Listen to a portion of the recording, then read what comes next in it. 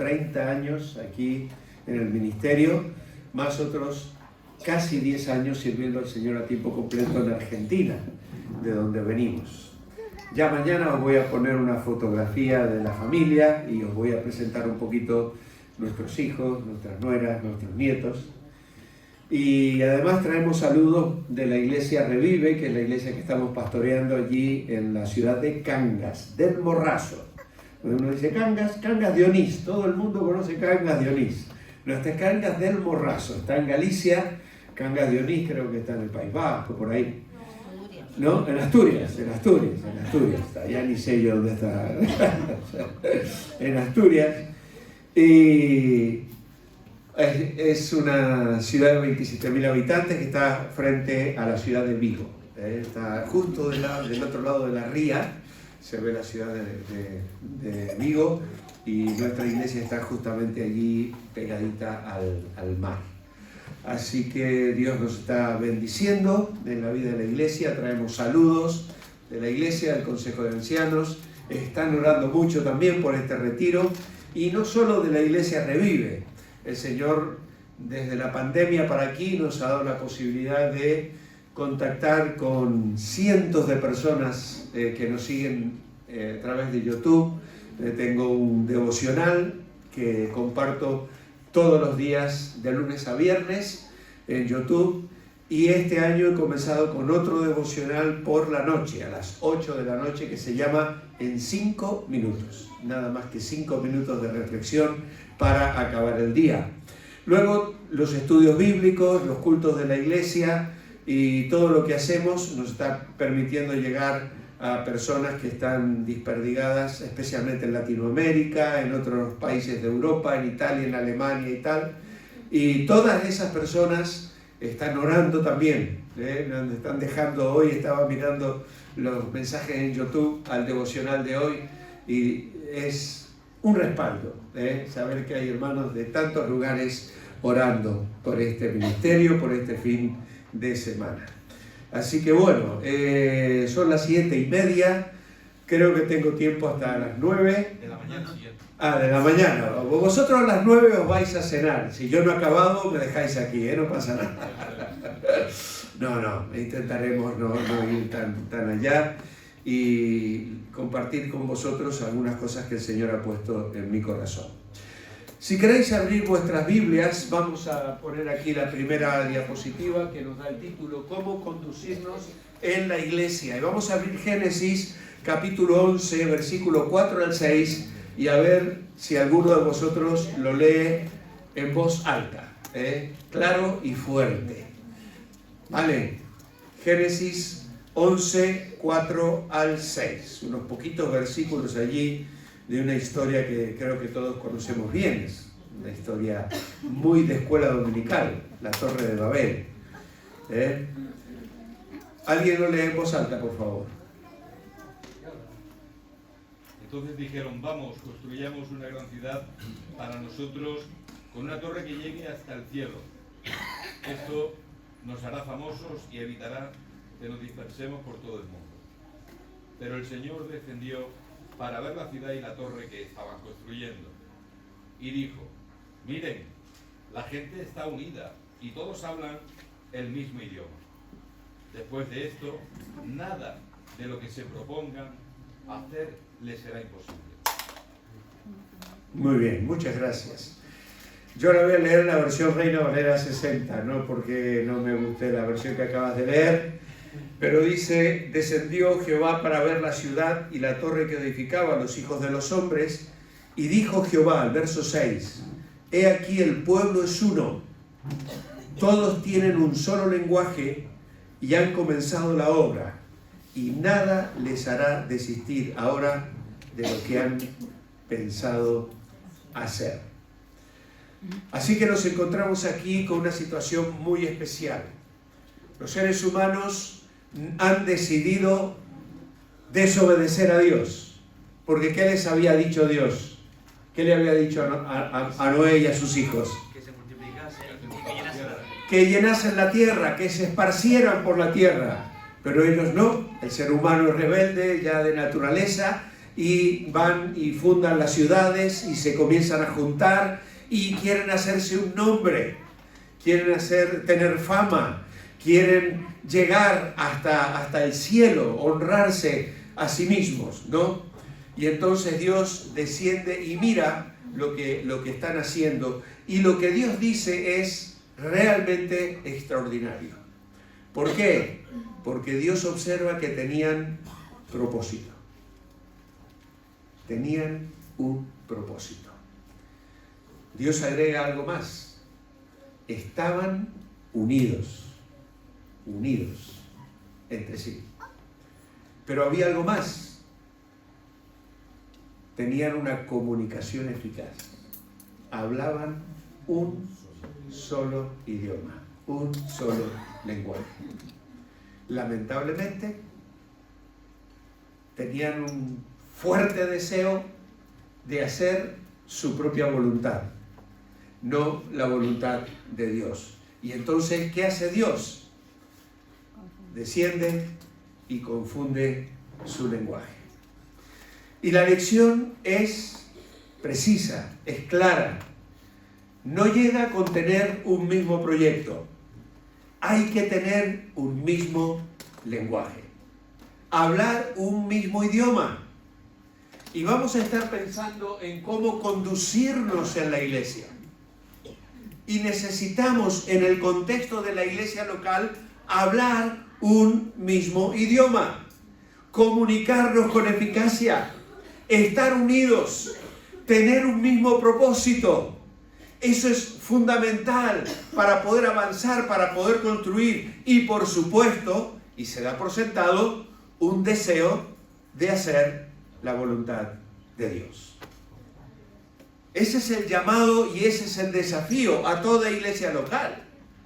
¿O nos creemos que toda iglesia tiene el mismo llamado? Sí, tenemos que evangelizar, tenemos que discipular, pero ojo, a lo mejor Dios pone en una iglesia un sentir para encauzarse hacia un ministerio diferente al de otras iglesias. Observan necesidades diferentes, trabajan de una manera diferente. Yo no lo sé, pero tenemos que buscar en ese sentido la voluntad de Dios. Y realmente mi propósito con estas plenarias que vamos a estar teniendo este fin de semana es tratar de poner en claro ese compromiso con la iglesia local, en términos que nos podamos comprender y que nos permitan hablar un mismo idioma, tan necesario para servir al Señor en el contexto de la iglesia. ¿Qué nombre tenéis? Vida Nueva, ¿no? ¿O Nueva Vida? Nueva Vida. Nueva Vida. Hay otra iglesia Vida Nueva ahí con la que colaboro mucho, así que se me va a hacer lío ahora. Pero bueno, ahí estamos, ¿no? La idea es esa. Hace un tiempo atrás estuve en un retiro donde había pastores y hermanos de diversas denominaciones. Se estaba gestando una campaña evangelística. Recordáis a Luis Palau, ¿no? Ya falleció, pero ahora creo que uno de sus hijos sigue adelante con el ministerio, llevando el evangelio por el mundo. Y estábamos allí con Abraham, que es mi compañero del ministerio, que está dedicado al pastorado también en la iglesia Revive. Y habíamos ido allí ese fin de semana, y uno de los pastores que hablaba dio un desafío y comunicó una enseñanza que a mí se me grabó en el corazón. No era absolutamente nueva, como no lo va a ser para vosotros esta noche seguramente, pero él lo ilustró de una manera muy concreta. Y lo que él decía es, para que la iglesia avance, tiene que hacerlo sobre las dos piernas. Y esas dos piernas que le permiten avanzar son la palabra y la oración. La palabra y la oración. La palabra y la oración. Y fue recorriendo el púlpito de punta a punta repitiendo eso. La palabra y la oración. La palabra y la oración. La palabra y la oración. Y es en lo que yo quiero basar mi reflexión de esta tarde, porque vamos a ver primeramente Hechos capítulo 10, versículos 7 al 16, donde nos vamos a encontrar con un hombre orando. Un hombre orando. Es Pedro, que está orando tal vez a una hora a la que nosotros no acostumbramos a hacerlo, porque sube a la terraza de la casa donde él estaba hospedado al mediodía, y allí tenéis la cita, Hechos capítulo 10, versículo 7, dice, bueno, vamos a leer desde el versículo 1, ¿vale? Dice, había en Cesarea un hombre llamado Cornelio, centurión de la compañía llamada La Italiana. Bueno, esto lo vamos a saltar, porque es el ángel que se le presenta a Cornelio. Y entonces, dice, ido el ángel, verso 7, que hablaba con Cornelio, este llamó a 2 de sus criados y a un devoto soldado de los que le asistían, a los cuales envió a Jope, después de haberle contado todo. Al día siguiente, mientras ellos iban por el camino y se acercaban a la ciudad, Pedro subió a la azotea para orar, cerca de la hora sexta. Era el mediodía. Y tuvo gran hambre y quiso comer. Pero mientras le preparaban algo, le sobrevino un éxtasis y vio el cielo abierto y que descendía algo semejante a un gran lienzo que atado de las 4 puntas era bajado a la tierra, en el cual había de todos los cuadrúpedos terrestres, reptiles, aves del cielo, y le vino una voz, levántate Pedro, mata y come. Entonces Pedro dijo, Señor, no, porque ninguna cosa común o inmunda he comido jamás. Volvió la voz a él la segunda vez, lo que Dios limpió, no lo llames tú común. Y esto se hizo 3 veces, y aquel lienzo volvió a ser recogido en el cielo. Bueno, Pedro es una de las pocas personas en la Biblia que se atreve a decir no al Señor. Y siempre que lo hizo, metió la pata, ¿no? No te negaré, le dijo al Señor, ya sabéis. Y aquí también, no, Señor. Claro, para un judío aquella comida era inmunda. Sabéis que los judíos tienen la comida kosher y tienen una serie de reglamentaciones sumamente estrictas con respecto a la comida. Y entonces Pedro, ante aquella visión, se revela y se niega a comer. Pero lo interesante de todo esto es que Pedro está elevando a Dios su corazón en oración. Él estaba orando. Y amados hermanos, la oración es una excelente preparación para recibir instrucciones de la gracia. Cuando queremos que Dios nos hable, cuando queremos que Dios nos comunique su voluntad, cuando queremos recibir palabra de lo alto, la oración es realmente un elemento extraordinario, necesario, yo diría imprescindible, para recibir esas instrucciones, para que Dios se nos revele, para que Dios nos hable. Porque Dios es cierto que ha dado su revelación y está completa, total y cabal, no hay que agregarle ni quitarle una letra a la Biblia. Pero Dios se sigue manifestando y sigue revelando su voluntad. Yo recuerdo de niño que me parecía que la voluntad de Dios era algo muy difícil de conocer. Había un pastor que era el pastor de la iglesia donde se congregaba la que hoy es mi esposa, Eli, que era un inglés flaquito, alto, siempre de traje impecable, corbata, camisa blanca. Aquel hombre parecía que vivía en un pedestal. Era el sumum de la santidad, ¿no? Era una persona de estas que, bueno, muy cerrada, muy cerrada. Los jóvenes sufrieron bastante bajo su pastorado en esa iglesia porque no les dejaba mover una uña, todo era malo, todo era pecado, todo era tal. Y yo, desde mi perspectiva, ser santo era ser como ese señor. Hasta que un día me di cuenta que no, que Dios era un Padre amoroso que estaba deseando decirme lo que quería para mi vida. Es cierto que Dios reclama santidad y obediencia, por supuesto, pero Dios está queriendo darnos a conocer su voluntad. ¿Qué rol quiere que yo cumpla en la iglesia? ¿Qué dones espirituales me ha dado? ¿A qué ministerio me va a llamar? ¿De qué manera puedo involucrarme y servir al Señor en medio del contexto de los hermanos en los que Él me ha colocado para congregarme? Cada uno tenemos un propósito, un plan, un lugar. Vamos a ir hablando de esto a lo largo de la semana, porque la alegría, la felicidad de una iglesia está directamente relacionada a que cada uno de los miembros de la iglesia esté en el sitio que le corresponde estar. Porque cuando un hermano está desubicado, está ocupando un lugar que no le corresponde, está impidiendo que otro ocupe ese lugar que él está llenando y que no es el suyo, y todo eso crea tensiones, incomprensión y roces en la iglesia. Pero cuando yo estoy donde Dios me ha llamado, donde sé que Dios me ha llamado a este ministerio, me ha dado estos dones espirituales, pero para que eso se consiga en una iglesia, ¿sabes qué hay que hacer? Tenemos que hablar un mismo idioma, tenemos que comunicarnos, tenemos que tener un mismo propósito, y ese propósito y esa voluntad de Dios que debe ser nuestro anhelo, vivir en el centro de la voluntad de Dios, es una respuesta a una vida de oración. Y claro, Pedro nos deja aquí unas lecciones extraordinarias sobre la iglesia. La primera de ellas, la iglesia es celestial en su origen.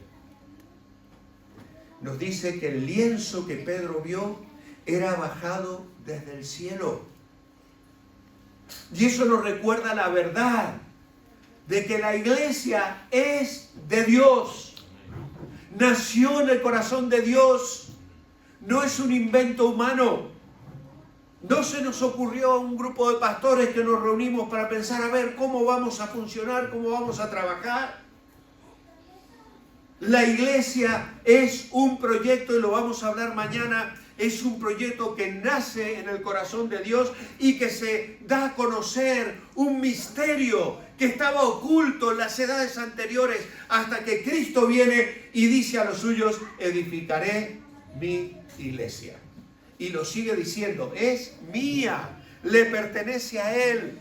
Esta iglesia, estamos hablando de la iglesia universal, es cierto, pero también la iglesia local. Las iglesias locales somos reflejos de la iglesia universal. La iglesia universal nadie la puede tocar. Está esparcida alrededor del mundo. Está constituida por hombres y mujeres que han aceptado a Cristo como su Salvador personal. Y eso está repartido por el mundo en distintas iglesias, de distintas denominaciones, con distintos nombres, con distintas maneras de hacer las cosas, y la controla y la maneja Él desde el cielo. Pero esa iglesia universal se manifiesta en forma local, a través de grupitos más grandes, más pequeños, que funcionamos de distintas maneras, que estamos en Almería, que estamos en Cangas, que están en Madrid, que están en Barcelona, y en cada rinconcito. Y eso es algo que nació en el corazón de Dios. La iglesia es celestial en su origen. Pero la segunda cosa que Pedro tiene que entender aquí es que la iglesia es universal en su alcance. Dice que el lienzo era bajado por sus 4 puntas. Y eso nos habla de norte, bueno, no sé para dónde estoy señalando porque acá yo no sé dónde está el norte y tal, ¿no? Pero el norte, el sur, el este y el oeste. Y esa es la idea. La iglesia es universal en su alcance y está conformada por hombres y mujeres de todas las naciones y de todas las razas que formamos la iglesia. ¡Qué maravilla!, ¿no? Qué hermoso es esto. Personas que venimos de distintas nacionalidades, con distintas historias, con una carga y un bagaje de formación que hemos recibido en entornos completamente diferentes. Sin embargo, funcionamos unidos. Y a veces la unidad no es tan fácil conseguirla, pero el Espíritu de Dios y el sentir del corazón de Jesús latiendo en nuestro interior hace que se realice el milagro. Y la iglesia funciona y trabaja y crece y se multiplica porque es universal en su alcance. En tercer lugar, la iglesia es moral en su influencia. Moral en su influencia. Animales inmundos que habían sido limpiados.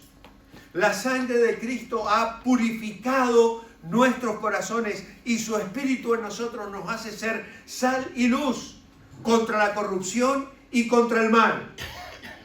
Amados hermanos, cuando vine a un retiro con esta iglesia hace ya muchos años, en 2017, estuvimos sacando cuentas. En aquel momento hablamos de la familia. Fue el viaje a la familia, era el tema. Y estuvimos hablando de la herencia familiar. Y estuvimos hablando de mirar nuestra vida hacia atrás. Y de hecho en una de las plenarias os conté la historia de mi madre. ¿Te acuerdas, no? Que después la subiste a YouTube, yo la bajé de YouTube. Y me ha sido muchísima bendición que él la pudiese grabar. Porque ayer, a esta hora más o menos, enviamos a la imprenta el libro sobre la historia de mi madre. Cerramos ese capítulo. He escrito un libro con esa historia, que fue de muchísima bendición, y esa grabación la usamos para editarlo y para repasar, y hemos hecho todo un trabajo allí que ha llevado años, y ayer ya lo hemos mandado a la imprenta. Lo vamos a presentar ahora el 23 de marzo en la iglesia Revive. Se va a presentar este libro. Y una de las cosas que dijimos allá, en aquel retiro a la familia, era la siguiente: no podemos cambiar los hechos del pasado. Lo que sí podemos cambiar es la forma en que afectan nuestra presente manera de vivir. Y la iglesia es moral en su influencia por eso. Porque venimos con la carga de lo que el pecado hizo en nuestras vidas. No lo puedo cambiar. El pecado no solo me llevó a mí a cometer errores, hizo que otros cometieran errores conmigo. Y hay personas que fueron abusadas, que fueron maltratadas, que sufrieron injusticias, que tuvieron padres injustos, madres injustas, que fueron abandonados por sus padres y vienen al Señor con la vida hecha polvo. Pero la iglesia es moral en su influencia. Y Dios le dice a Pedro: lo que Dios limpió, no lo llames tú común. Y lo cantamos y decimos: Señor, has perdonado mis pecados, me has hecho un hijo de Dios, me has hecho una hija de Dios, me has dado una nueva identidad. Y eso es realmente maravilloso. Nuestros corazones han sido purificados y su Espíritu en nosotros nos ayuda a tomar todo ese bagaje que podría ser nefasto y negativo y que a veces lleva a las personas a luchar contra el mundo, contra la sociedad, personas que... ¿Por qué? Porque no entienden que eso se puede revertir, que todo el daño que les han causado o que ellos mismos han causado por su rebeldía y su necedad, ahora tiene una perspectiva nueva y diferente por el Evangelio de Jesucristo. Cuando el Evangelio entra en la vida de una persona, entra en un hogar, se cambian las cosas. Hay nuevas oportunidades. Si alguna está en Cristo, nueva criatura es. Y cuando yo escribo el libro de mi madre y relato la historia de mi madre, cuento la historia de cuando el Evangelio entró en mis antepasados. Y el cambio que eso produjo. y la bendición que hemos recibido. Y me maravilla pensar que eso sigue sucediendo hoy. El Evangelio entra en las vidas, en los hogares, en los matrimonios, en las familias. El Evangelio restaura, cambia, rompe las herencias de pecado y de maldición que nuestros antepasados nos han dejado, porque el Evangelio libera, el Evangelio transforma, y todo eso me lleva a vivir de una manera diferente, moral en su influencia. Pero hay un cuarto punto aquí, y es que la iglesia es eterna en su destino. La iglesia es eterna en su destino. El lienzo fue llevado otra vez, ¿a dónde? Al cielo. Y aquella visión conmueve el corazón de Pedro, que se queda reflexionando, pero no tiene mucho tiempo para pensar, porque ya habían abajo los enviados de Cornelio golpeando la puerta, que venían a buscarle para llevarle a hablar la palabra en un hogar gentil. Y ese lienzo representa la obra unificadora del Espíritu Santo. Encierra el propósito de Dios, que habrá de juntar en la iglesia de Jesucristo judíos, gentiles, animales puros e impuros en el cuerpo de Cristo. Nosotros sabemos que la iglesia nació con un propósito de Dios. Descendió del cielo y ascenderá al cielo. Y esa es nuestra expectativa y es nuestra esperanza. El Señor un día vendrá a buscar a su iglesia. La iglesia va a acabar allí, no va a acabar en ningún otro lugar. La van a perseguir, el mundo va a tratar de aplastarla, van a intentar denegar la fe, van a querer que cerremos nuestra boca, pero la iglesia no será derrotada. Cristo venció en la cruz del Calvario, la tumba está vacía y el cielo es nuestro destino. Cuando en aquel mar de cristal estemos todos juntos alabando, bendiciendo y adorando el nombre del Señor. Pero claro, en aquel momento de oración, Pedro pudo interpretar lo que Dios le estaba indicando. Y entonces pudo dar un paso de lo externo a lo interno y pudo reconocer que todos los seres humanos, todos los hombres, tienen derecho a la salvación. Así que cuando yo miro estos 4 puntos, la iglesia celestial en su origen, es universal en su alcance, es moral en su influencia, es eterna en su destino, me tengo que detener y examinar mi corazón. ¿Cómo veo yo a la iglesia? ¿Cómo ves tú a la iglesia? ¿Es un pasatiempo? ¿Es una diversión? ¿Un entretenimiento? ¿Qué lugar ocupa la iglesia en tu vida? ¿Qué lugar ocupa la iglesia en tu vida? ¿Puedo yo decir que amo al Señor, pero menosprecio la iglesia que es objeto especial de su interés? Dios nos ha dado el privilegio de ser sus hijos y de pertenecer a una iglesia local, que es un reflejo y una representación de la iglesia universal. ¿Cómo estoy viviendo ese privilegio y esa responsabilidad? ¿Cómo la estoy viviendo?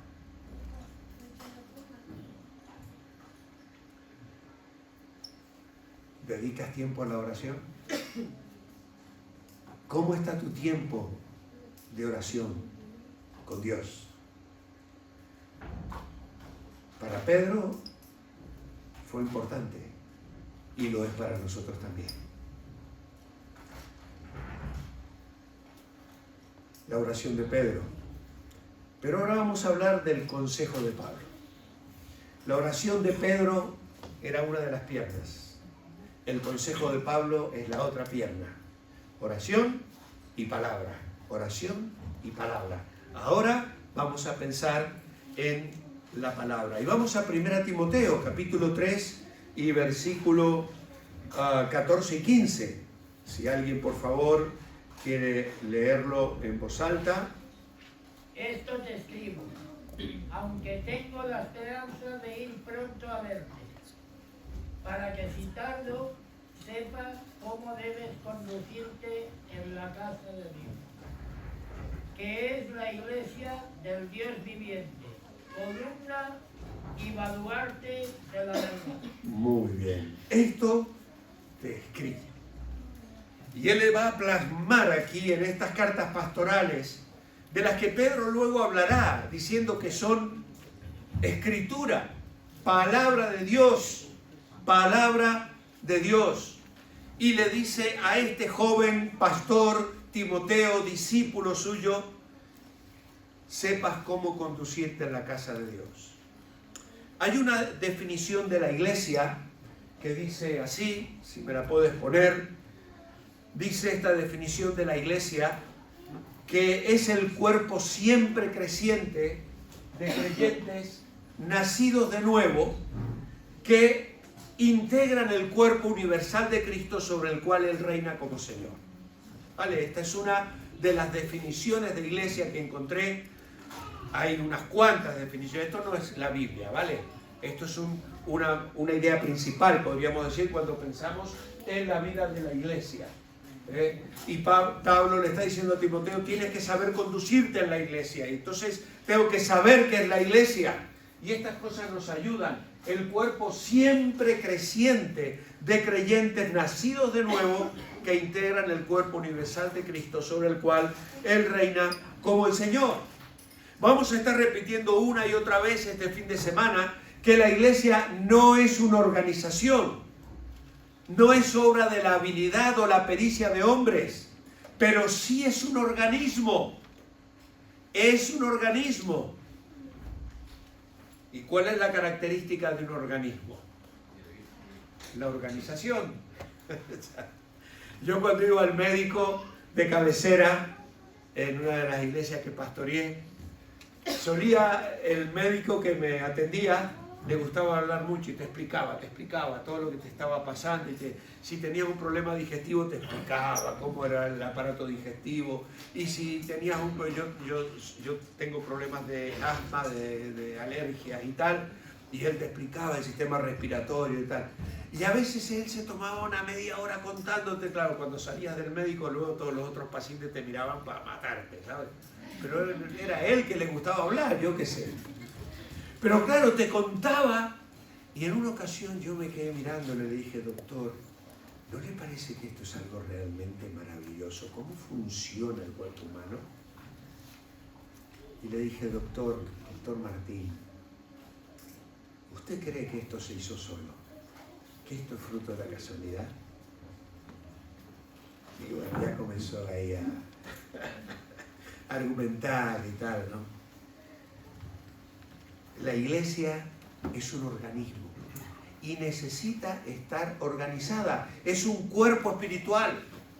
En él los creyentes están unidos vitalmente unos con otros y con la cabeza, como nuestro cuerpo. Por eso tenemos otra pequeña definición aquí que ahora vamos a leer y que dice que la iglesia es el pueblo llamado por Dios que están unidos por su fe en Cristo y por su vida común en él. Me encanta esta definición. Es muy cortita, pero es desafiante.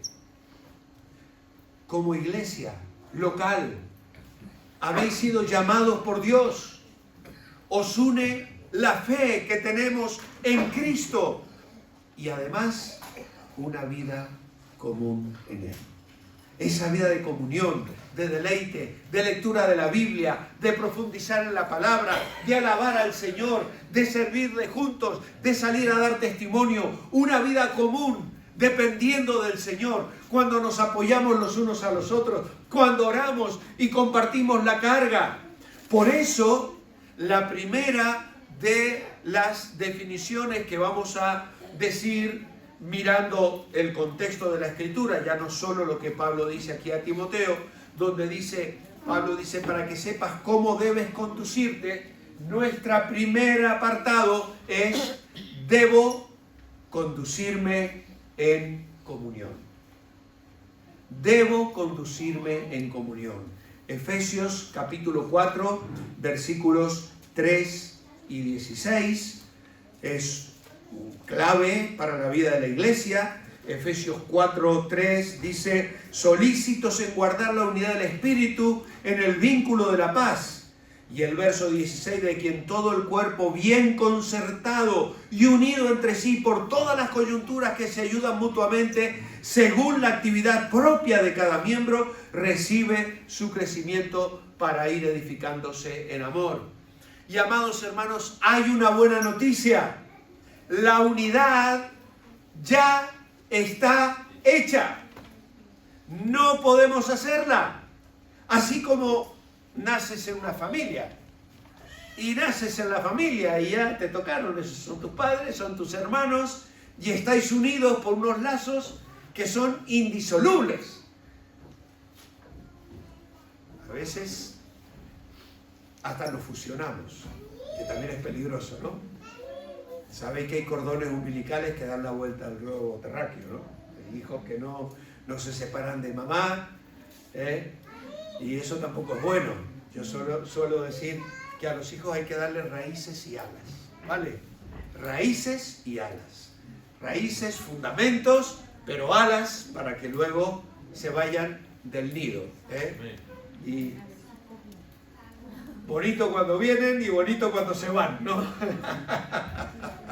El otro día nos sentamos con mi mujer después que se fueron los hijos, los nietos, después todo un día con ellos en casa, y nos sentamos los dos y nos miramos. ¡Ay, qué bien se está! Los amamos mucho, pero que se vayan a casa porque nosotros ya criamos, ya pasamos por esa etapa. Ahora nos toca la parte de los abuelos, ¿no? Pero bueno, la unidad no es uniformidad. No somos todos iguales, no sentimos ni pensamos lo mismo.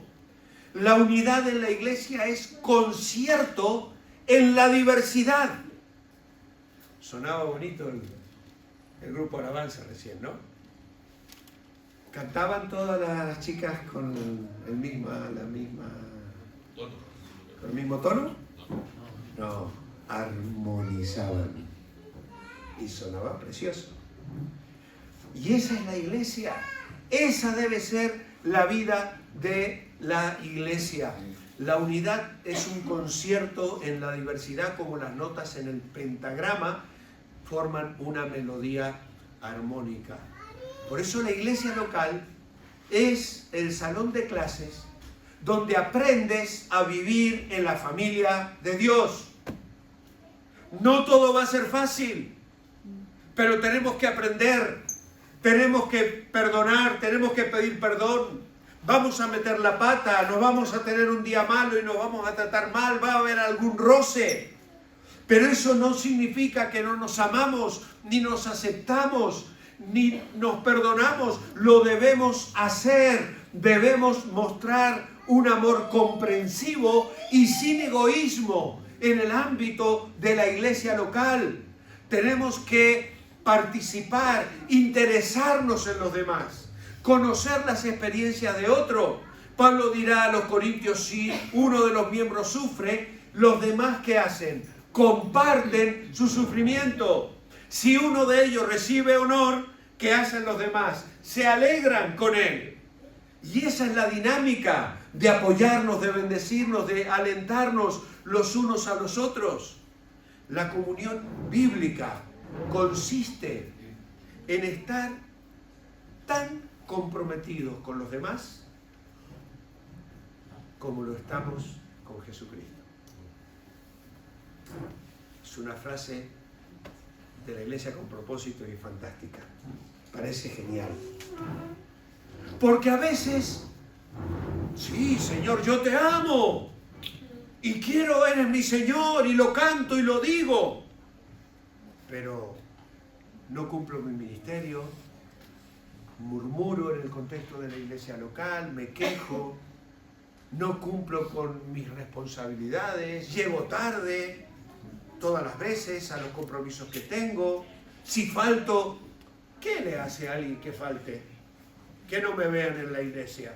La iglesia sigue funcionando aunque yo no vaya. Hermanos, si amas a Cristo, amas la iglesia. Y si dices que tienes un compromiso con Cristo, lo debes tener con la iglesia. Porque la iglesia es de Cristo. Y tenemos que amarla y tenemos que respetarla. Dios espera que entreguemos nuestras vidas los unos por los otros. Eso es lo que Él espera. Muchos cristianos conocen el versículo de Juan 3:16. ¿Quién me lo dice de memoria? De tal manera amó Dios al mundo que Dios dio su Hijo fantástico. eterna. ¿Quién me dice primera de Juan 3:16? De memoria. En esto conocemos lo que es el amor, en que Jesucristo entregó su vida por nosotros. Así también nosotros debemos entregar nuestras vidas por nuestros hermanos. Ese es el compromiso, nada menos. Ese es el tipo de amor, de sacrificio que Dios espera que demostremos a los demás creyentes. Una disposición de amarlos de la misma forma que Dios los amó a nosotros. Segundo lugar, porque tenemos que avanzar, debo conducirme en servicio. Debo conducirme en comunión y debo conducirme en servicio. Romanos 12:1 dice allí: os ruego por las misericordias de Dios que presentéis vuestros cuerpos en sacrificio vivo, santo, agradable a Dios, que es vuestro culto racional. Hermano, siervo es una persona que hace un ministerio. Y el ministerio es promover el amor, la fe y la santidad en la vida de otras personas. Eso es ministerio. Me encanta esa definición. La tengo escrita casi en cada Biblia de la que tengo, y tengo muchas. La vivo trasladando de una Biblia a otra. La definición de ministerio es promover el amor, la fe y la santidad en la vida de otras personas. El grupo de alabanza que se reunió media hora antes aquí para preparar y tal, ¿estaban realmente tocando música? ¿Solamente eso? No. Estaban preparándonos para motivarnos a la fe, el amor y la santidad, y se estuvieron preparando. Los profesores en la escuela dominical, las personas que limpian la iglesia y que tienen todo acomodado para que el domingo vengamos y nos podamos sentar y disfrutar del culto.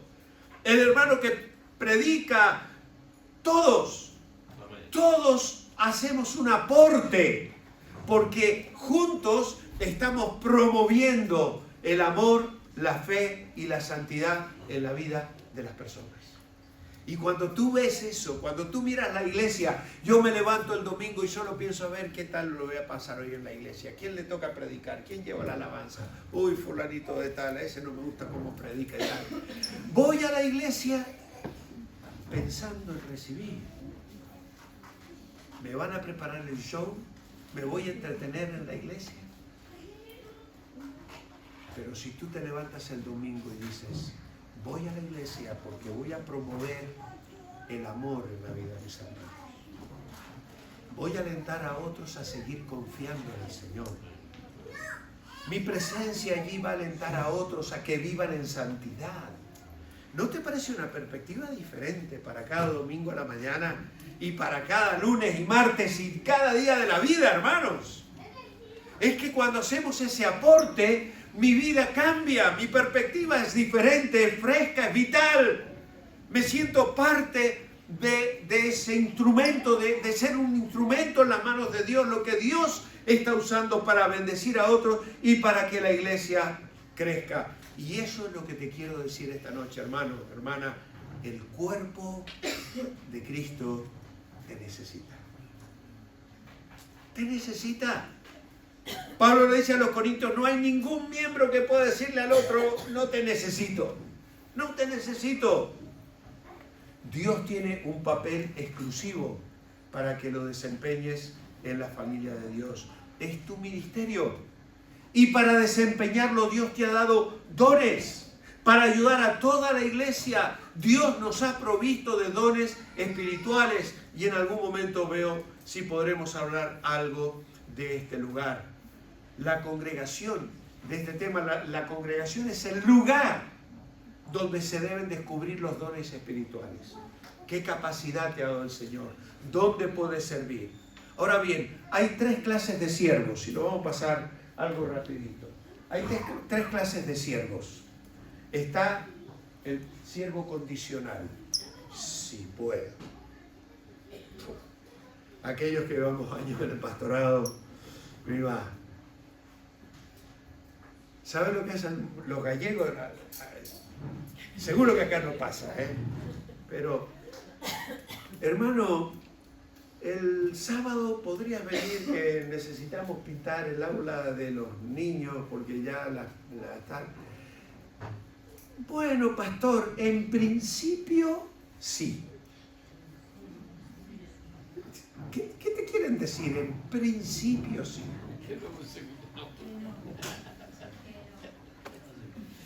En principio. O sea, si a lo largo de la semana surge cualquier otra cosa, va a ser que no. Pero sí puedo. En principio, sí. Es cierto que a veces hay circunstancias que no podemos manejar, y yo lo entiendo. Yo entiendo que puede haber circunstancias que pueden hacer que yo pueda decir, mira, a ver, porque tengo ciertos problemas, tengo trabajo, no dependo de mí, yo tengo que esperar a que me den órdenes, cada uno tiene su vida, ¿vale? ¿Vale? Pero sabéis de lo que estoy hablando, ¿eh? La actitud, sí, puedo. No, a lo mejor. Ya. ¿Qué más? Dije que iba a pasar rápido y ya me quedo. El emocional, sí siento. Bueno, si tengo ganas, si no juega el Barça o el Madrid, ya le pegué a uno, a alguno le pegué. Eso es lo bueno de hablar cuando uno no conoce a la gente, ¿vale? Lo aclaro, si te pego, te pegué, pero yo soy... Sí siento, ¿no? Si tengo ganas, si tengo ánimo a veces, ¿no? Y el tercero es el incondicional. Ese que dice, sí, primero el Señor. Voy a hacer lo posible, cuente conmigo. A no ser que algo suceda, pero espero estar, yo voy a estar ahí. Si hay que salir a repartir folletos, si hay que hacer esto, si hay que hacer aquello, si hay que ir a buscar niños, si hay que visitar enfermos, pastor, allí estoy. Quiero que cuente conmigo. Tenemos que avanzar. Debo conducirme en su misión.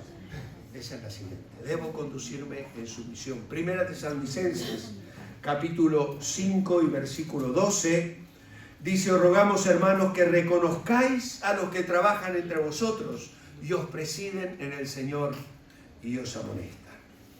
Y a esto se agrega lo que dice Pedro en su primera carta, en el capítulo 5, versículos 1 al 3, donde dice allí: ruego a los ancianos que están entre vosotros, yo anciano también con ellos, testigo de los padecimientos de Cristo, que soy también participante de la gloria que será revelada, apacentad la grey de Dios que está entre vosotros, cuidando de ella, no por fuerza, sino voluntariamente, no por ganancia deshonesta, sino con ánimo pronto, no como teniendo señorío sobre los que están a vuestro cuidado, sino siendo ejemplos de la grey. Y aquí tenemos el equilibrio, ¿vale? Por un lado, Pablo está diciendo: someteos a los que os presiden, a los que trabajan entre vosotros. La Biblia habla del reconocimiento de ancianos. La iglesia no es una monarquía. No es una monarquía. Había un tal Diótrefes ahí en la iglesia a la que Juan escribe en su tercera carta, que quería ser preeminente. Y se estaba olvidando que en la iglesia la preeminencia la tiene solo una persona, el Señor Jesucristo. Le agradó al Padre que en Él habitase la preeminencia. pero Diótrefes quería ser el primero. La iglesia del Señor no es una anarquía. En la anarquía cualquiera hace lo que quiere. Y no puede ser que cualquiera haga lo que le dé la gana. La iglesia del Señor no es una democracia. Aquí votamos y lo que decide la mayoría, porque todo el mundo tiene que opinar.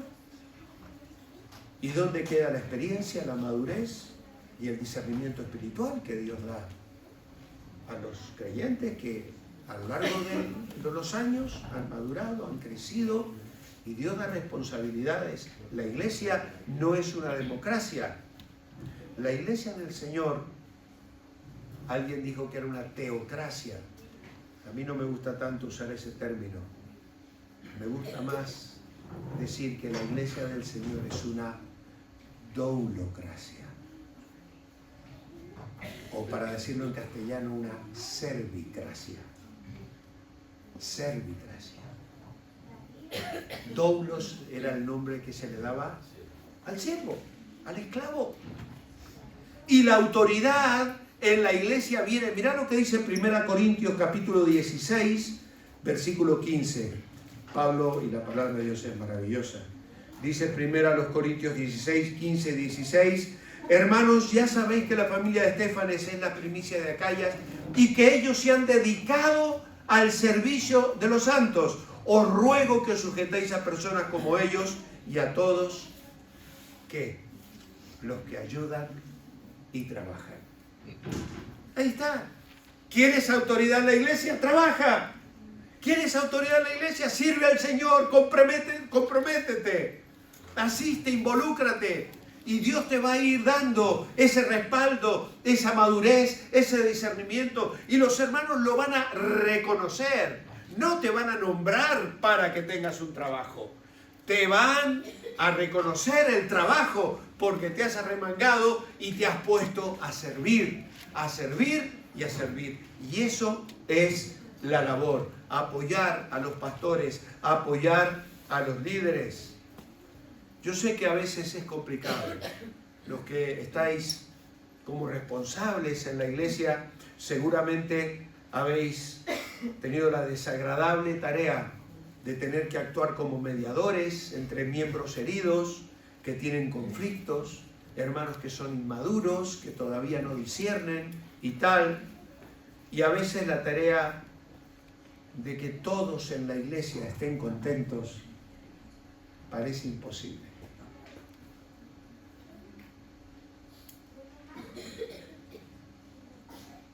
Pero Jesús tampoco lo pudo lograr, ¿eh? Así que Él también tuvo aquellos que no estaban de acuerdo en el contexto de sus discípulos. E incluso lo tenía Judas entre medio, ¿no? Así que la Biblia es clara. Cómo tenemos que responder, cómo tenemos que relacionarnos entre nosotros y con los que sirven. Hebreos 13 dice, respondan a sus líderes pastorales, escuchen su consejo, estén alertas a la condición de sus vidas y obra bajo la supervisión estricta de Dios, contribuyan al gozo de su liderazgo. Qué bonito es esto. Cuando los creyentes dicen, yo voy a intentar que mi pastor esté feliz, que los ancianos de la iglesia estén contentos, voy a apoyar, voy a trabajar, voy a hacer mi parte, aunque sea pequeñita, pero voy a apoyar. Y eso crea un ambiente realmente maravilloso, porque ellos estarán delante de Dios y rendirán cuenta de la forma en que velaron por ti. Hebreos 13 también lo dice, ellos cuidan de ustedes como aquellos que han de rendir cuenta. Así que todos somos responsables. Todos vamos a tener que rendir cuentas. La Biblia da a los pastores instrucciones muy específicas respecto a la manera en que debe tratar a las personas que a veces causan divisiones en una comunidad. Y esto es muy duro, porque hay que evitar las discusiones, hay que enseñar con delicadeza, hay que advertir a los contenciosos. Pablo lo dice, a veces hay contenciones. Hay que rogar y orar por la armonía y la unidad. Hay que reprender a los irrespetuosos, incluso si hay alguien que causa división, hay que destituirle o disciplinarle después de seguir un proceso de amonestaciones. Y cuántas lágrimas a veces los pastores de las iglesias tienen que derramar, porque es muy triste tener que llevar a un miembro de la iglesia a una situación de disciplina. Así que oramos por los ancianos, la iglesia ora por ellos, por los pastores, y ese es nuestro desafío. No siempre va a ser fácil, pero Dios, como he dicho, nos ha puesto en la familia para que aprendamos a no ser egoístas. Cuarto lugar, muy sencillo, debo conducirme en asistencia. ¿Debo conducirme en asistencia? Uy, la pandemia nos dio un golpe en la línea de flotación, ¿no? Yo me acuerdo de una madre hermana de la iglesia que un domingo llevó la alabanza y no tuvo mejor idea que decir: uy, a mí me gustaría haberme quedado en casa, sentada en el sofá con la mantita y el café caliente. Y yo dije: ¿qué estás diciendo? Sí, la verdad es que a todos nos gusta quedarnos en casa un domingo frío de invierno y ver el culto por la tele. Y claro, los que en la pandemia nos vimos obligados, y nosotros, por lo menos nosotros como iglesia, hemos continuado emitiendo todos los domingos el culto y tal. Y a veces también me preocupa que hay hermanos que fácilmente dicen: este domingo no voy, total, me quedo en casa y veo el culto, ¿no? Pero siempre percibo que luego esos mismos hermanos dicen: no es lo mismo. La presencialidad. ¿Por qué? Porque la palabra nos dice que no debemos dejar de congregarnos. Hebreos 12. Como algunos tienen por costumbre. Ser una familia eclesial me ayuda a mantenerme en forma espiritualmente. Y yo no sé si solo mirando la tele desde casa y cómo se realiza el culto, voy a tener el impacto de estar en el contexto de los hermanos congregados. Es que cuando nos congregamos es algo especial. ¿Sabéis qué dice el Señor? Donde 2 o 3 se reúnen, yo estoy en medio de ellos. Y estar juntos opera algo que solo ocurre aquí. Pablo dice en Efesios 3, oraba para que con todos los santos pudiéramos conocer el amor de Dios. Y sabéis, el amor de Dios se conoce en el contexto de la comunión con los hermanos. Aislado, sí, puedo conocer en mi vida personal el amor de Dios y lo experimento cada día. Pero cuando vengo el domingo y escucho a mis hermanos y de pronto uno de ellos se levanta, cuando tenemos tiempo libre, porque ahora no lo tenemos todos los domingos, pero una vez al mes lo tenemos, y ese domingo hay hermanos que se levantan y dicen: hermanos, quiero contar lo que me pasó esta semana o la semana pasada. El Señor respondió a esta oración, el Señor ha sido bueno. Hay otros que se levantan con lágrimas y dicen: estamos pasando un tiempo duro, difícil, pero el Señor está con nosotros, gracias por orar por nosotros. Todo eso, ¿qué me hace a mí? Conocer el amor de Dios con todos los santos, dice Pablo en Efesios 3.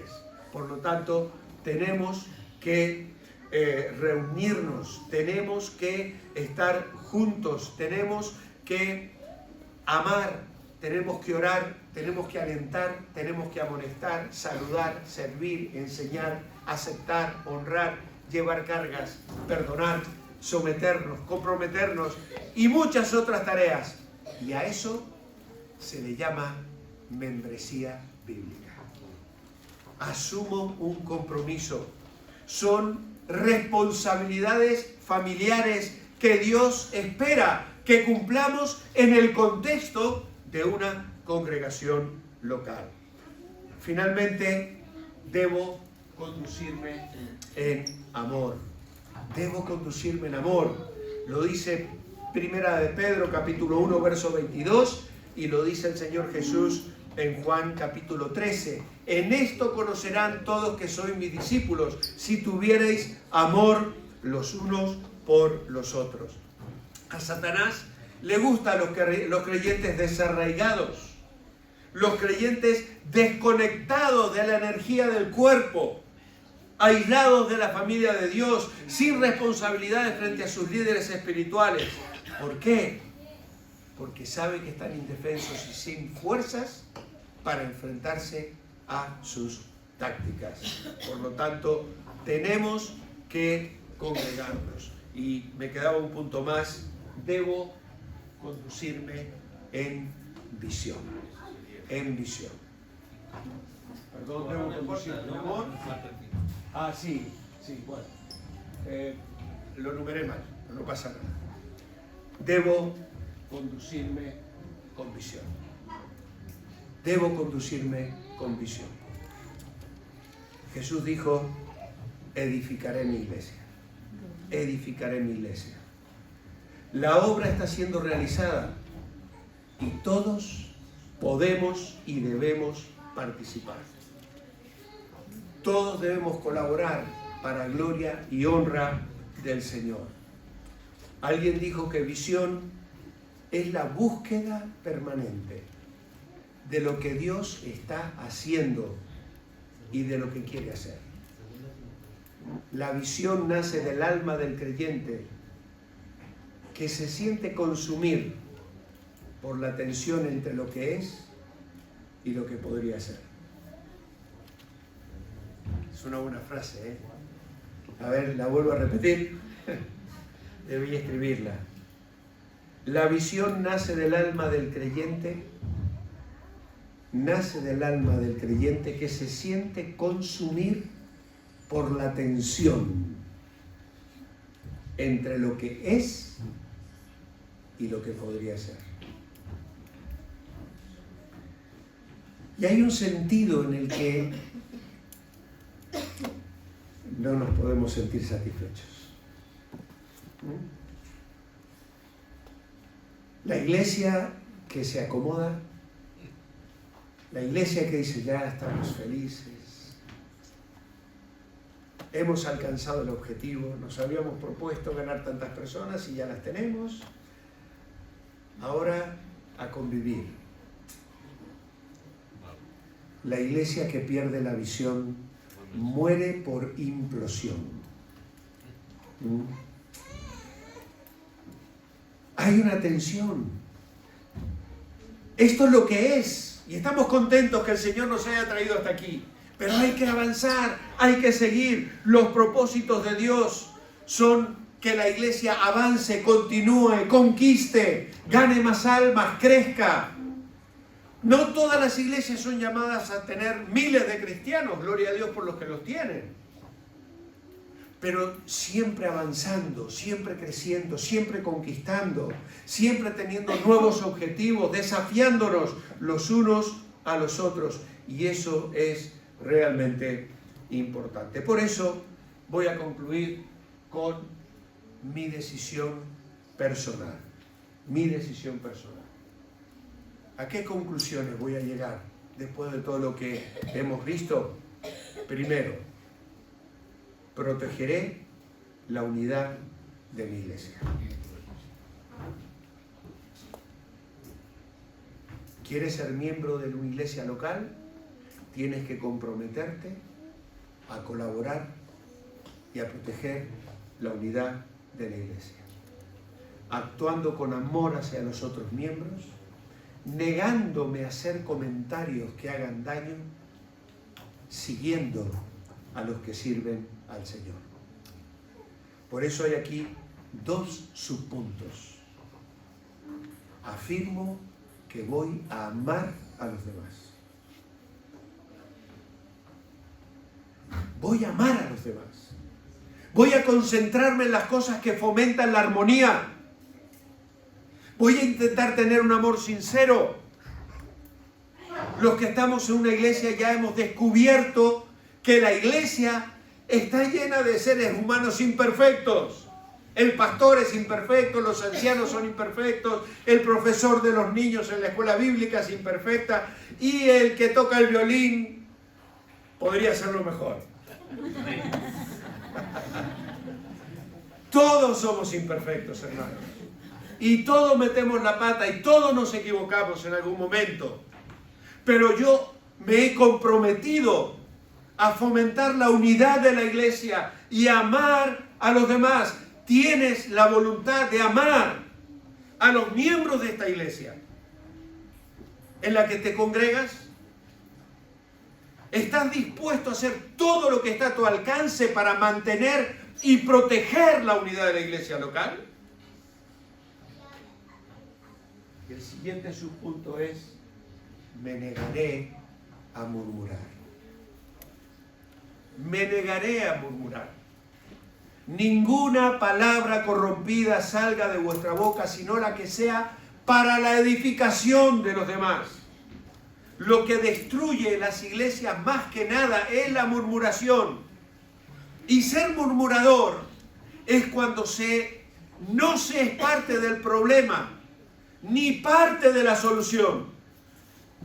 Pero lo comento con este, lo comento con el otro, doy mi opinión, hago juicios y critico y juzgo.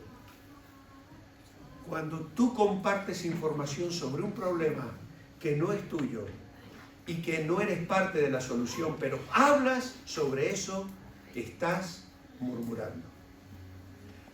Y la murmuración, a la murmuración en la iglesia se le llama pecado. Se le llama pecado. Así que cuando alguien venga con un chismecito, con un cuentito, con esto, dile: mira, esto es sobre fulanito, ven, vamos a hablar con fulanito a ver qué opina sobre lo que me estás contando. Y vas a ver cómo se corta la murmuración. ¿Lo vas? Ven, vamos a decírselo junto al pastor. Vamos a decírselo junto a los ancianos. Hermanos, no le demos lugar al diablo. No caigamos en la murmuración. Si yo me comprometo a proteger la unidad de la iglesia, voy a amar a los demás, negándome a murmurar. Segundo lugar, compartiré la responsabilidad de mi iglesia. Segundo compromiso, orando por su crecimiento, invitando a los que no asisten a otra iglesia, dando una cordial bienvenida a los que llegan a la iglesia. A veces somos tan nuestros, ¿no? Que llega alguien de fuera y nadie se le acerca a saludar, nadie va, nadie se preocupa, o lo hace solo el pastor. Y a veces las personas, incluso con el pastor, se sienten medias. Es necesario que todos nos acerquemos, saludemos, demos una palabra de bienvenida. La diferencia entre ser un asistente y un miembro responsable en la iglesia es como estar en un barco crucero. Yo no he tenido la oportunidad de hacerlo nunca, no sé si alguno se ha dado ese gusto, ¿no? Si eres un asistente, solo vas de paseo. Pero si eres un miembro de la tripulación del crucero, tu actitud, tu responsabilidad, tu participación será diferente. Al estar en la iglesia, tu trabajo es extender la mano a otros, orar por su crecimiento, invitar a otros, saludar, recibir a los que nos visitan. Tercer lugar, serviré en el ministerio de mi iglesia. Serviré. Voy a preocuparme de descubrir mi don, mi talento. Me voy a equipar para servir. Voy a pedir que me enseñen. Me voy a poner al lado de alguien para tomarlo como ejemplo y que me transmita su experiencia. Y eso me permitirá a mí desarrollar y aprender a hacer las cosas. Voy a desarrollar un corazón de siervo participando en algún área de servicio. Y en cuarto lugar, apoyaré el testimonio de mi iglesia. Apoyaré, asistiendo fielmente, viviendo una vida piadosa, ofrendando regularmente.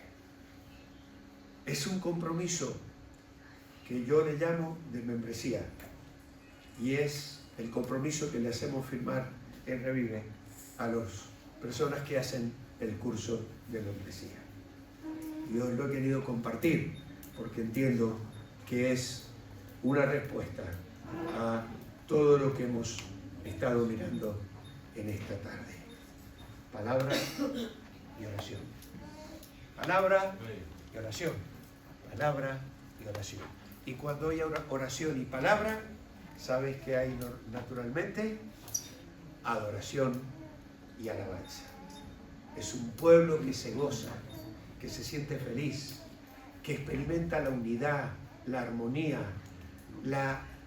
ese ambiente tan hermoso cada domingo, reuniéndonos para celebrar juntos al Señor, recordar su muerte, su resurrección y cantar canciones espirituales que nos alientan, que nos bendicen y que nos permiten ese domingo acabar el culto y decir, ¡ah, qué pena que se terminó! El domingo que viene no me lo pierdo. Voy a estar aquí de nuevo para reunirme con mis hermanos, alabar al Señor y bendecir su nombre. Que Él nos bendiga en esta tarde.